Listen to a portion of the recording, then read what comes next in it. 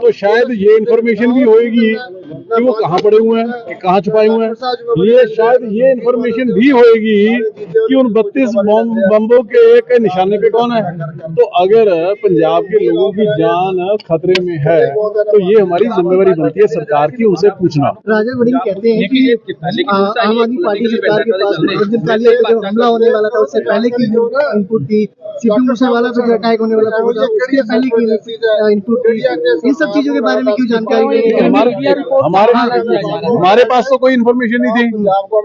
मेरे को लगता है जो काले साहब के पास के घर पे जो अटैक हुआ है वो उस बम का वो शायद 18वां बम भी था जिसके बारे में जिक्र किया बाजवा साहब ने। अगर वो पहले बोले होते या राजा वड़िंग उनसे पहले बुलवाया होता तो शायद वो अटैक भी ना होता। सो इस करके आप एक ऐसी बात कह के कि जिससे पंजाबियों के जान को खतरा सामने नजर आ रहा है हमें, और फिर उस बात को आप कहोगे जी मैं तो अपना सोर्स ऑफ इन्फॉर्मेशन बताऊंगा नहीं। क्यों भाई, क्यों नहीं बताओगे? सर फिर बैक टू बैक जो ग्रेनेड अटैक हुआ उसको इंटेलिजेंस फेलियर की तरफ देखेंगे? नहीं, इंटेलिजेंस फेलियर तो हम तो मानते नहीं कि इंटेलिजेंस फेलियर है। बाजवा साहब के मुताबिक ये इंटेलिजेंस फेलियर जरूर हो सकता है, लेकिन ये इंटेलिजेंस का फेलियर नहीं है, ये बाजवा साहब के पंजाब के साथ खड़े होने का फेलियर है। अगर उनके पास ये इन्फॉर्मेशन पहले शेयर की होती वो तो आज भी नहीं कर रहे। हद की बात है ये। बाजवा साहब बार बार ये कह रहे हैं कि जो बातें उन्होंने बोली है, राजा वड़िंग भी यही कह रहे हैं कि ये सारी चीजें न्यूज़पेपर में छपी हुई है, बाकायदा बोलने कर रहे हैं। वो क्लिपिंग जो न्यूज़पेपर में छपी हुई थी जिसमें इस बात का मेंशन किया गया था, उसमें सोर्सेज से कहा गया था कि 55 बॉम्ब है जिसमें से 9 जो है अभी तक उसका डिटेल जो है उसको आइडेंटिफाई नहीं किया। देखिए, अब अगर वो बचने की कोशिश कर रहे हैं तो उन्होंने ये भी नहीं कहा उस टीवी इंटरव्यू में कि मैंने इस अखबार में ये खबर पढ़ी है। कहा नहीं कहा। उनने बड़े सटीक तरीके से ये कहा है कि 50 बम पंजाब में आए, 18 चल चुके, 32 अभी बाकी है।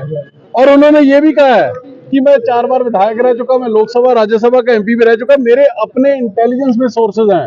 मीडिया की तो उन्होंने बात ही नहीं की। या तो कहते भी भैया मैंने इस अखबार में ये खबर पढ़ी है, मैं मीडिया के सोर्सेज से बोल रहा हूँ। वो तो अपने इंटेलिजेंस सोर्सेज की बात करें, जबकि इंटेलिजेंस सोर्सेज नहीं है। ये सीधा मेरे ख्याल से तार जो है आतंकवादियों से पाकिस्तान से जुड़े हुए हैं, जहां से उनको इन्फॉर्मेशन आ रही है। पूरी कांग्रेस जो है इस वक्त भाजपा के साथ खड़ी हुई है, बल्कि पंजाब की अगर बात करें तो जितनी भी राजनीतिक पार्टियां हैं वो सारे लोग जो है इस वक्त भाजपा के साथ खड़े हुए हैं। और रवनीत बिट्टू का भी बयान आया, सारी की सारी पार्टियां बेशक बाजवा साहब के साथ खड़े हैं। हम पंजाब के 3 करोड़ पंजाबियों के साथ खड़े, उनकी सेफ्टी सिक्योरिटी का हमें फिक्र है। आज पंजाब विधायक है यहाँ से आम आदमी पार्टी के उनके घर भी रेड हुई है, आप धरना लगा रहे हैं? नहीं, देखो ऐसा है कि ये तो बहुत निंदनीय है।